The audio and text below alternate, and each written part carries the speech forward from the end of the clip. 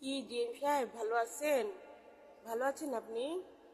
সত্যের দান গর্তে গর্তে যায়, দেখছেন? কত অপমান, নির্যাতিত, মানসিক টর্চার, লাথিগুতা আপনার খাইতে হয়েছে। আপনার ভাত যতদিন খাইছি, চোখের পানি না ফেলে ভাত খাওয়া যেত না। চোখের পানির, আপনার ভাতের দাম দিতে হয়েছে চোখের পানি ফেলে ফেলে। কাউকে বলতে পারতাম না, আমার এই কষ্টের কথা কাউকে বলতে পারতাম না।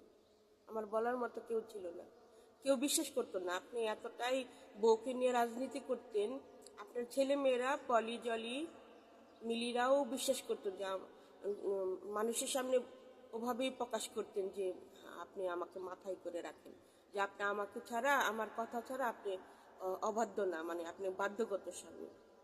আপনি বাধ্যগত স্বামী, তাই না? আপনি সবাইকে, আপনার বাড়ির যখন লোকজন থাকতো আপনাদের বাড়িতে, বা আমি তো বুঝতে পারতাম না আপনার যে গৃহ রাজনীতি, স্ত্রীকে নেওয়ার রাজনীতি। আপনি কি সবাই, আমি আপনার পটের বিবি ছিলাম, পটের বিবি, যেমন হাতের পুতুল, যেমন খুশি তেমন না থাকতো। আমি তো বুঝতে পারিনি যে আপনার চালাকি। চালাকির আরেক নাম প্রতারণা, জানেন আপনি? চালাকির আরেক নাম প্রতারণা। কেন করতেন আমার সাথে চালাকি? কেন করতেন আমার সাথে বদমাইশি? কি লাভ হয়েছে?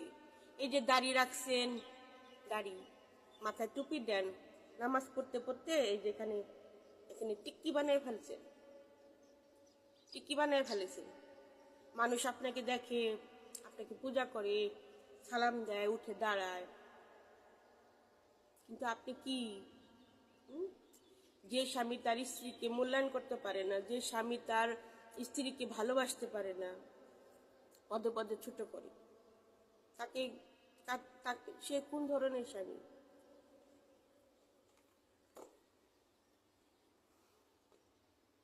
কত ছোট করছেন।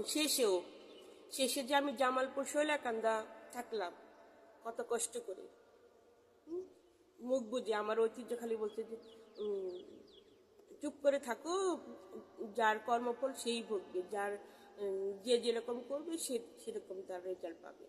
তুমি চুপ করে থাকো, তুমি কাঁদো না, তুমি কষ্ট পাও না, আমি তো আছি, এরকম বলতো আমার ছেলে। আমি বলতাম, দেখো তোমার পাপা এখন বয়স হয়ে গেছে, দেখো এখনো আমাকে নিয়ে কি বলে, মানুষের সামনে ছোট করে। আপনারই ছেলে, দেখেন আপনার মতো হয়নি। আমিও এরকম, আমার আম্মার মেয়ে, আমি একটা মাত্র মেয়ে, কিন্তু আমি আমার আব্বা আম্মার মতো হইনি। অধমের কাছ থেকে উত্তম হওয়া শিখেছি, বুঝছেন? আপনারা এত